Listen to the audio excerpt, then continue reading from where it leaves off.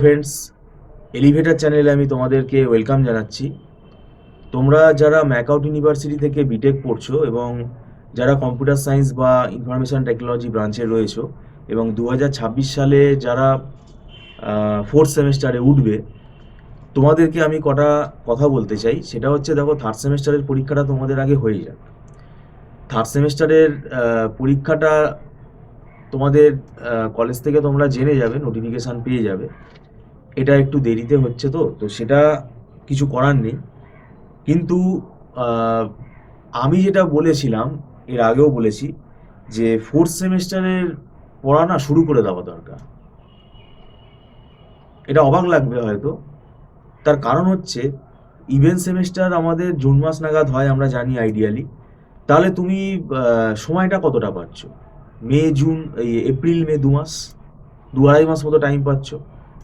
এই টাইমে কি কমপ্লিট হবে সিলেবাস? এবং এটাও আমি এর আগে বলেছি যে 8টা সেমেস্টারের মধ্যে ফোর্থ সেমেস্টার সব থেকে টাফ।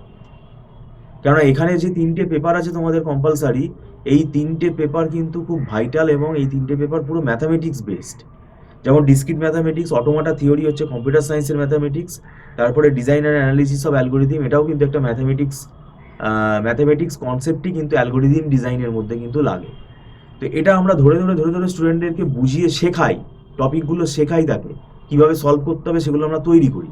তো এটা তো পরীক্ষার 1 মাস আগে 2 মাস আগে সম্ভব না। তো সেইটা কিন্তু তোমাদেরকেই ব্যাপারটা দায়িত্ব নিতে হবে, সেইটা তোমাদের আগে থেকে পড়া শুরু করে দিতে হবে। এবং আমাদের এখানে আমরা পড়া শুরু করে দিচ্ছি। আমাদের এখানে সব রকমই ক্লাস হয়, অনলাইন অফলাইন সব মোডেই ক্লাস হয়। তো অফলাইনের অনেক টার্মস অ্যান্ড কন্ডিশনস আছে, সেগুলো আমরা ওভার ফোন বলে দেবো।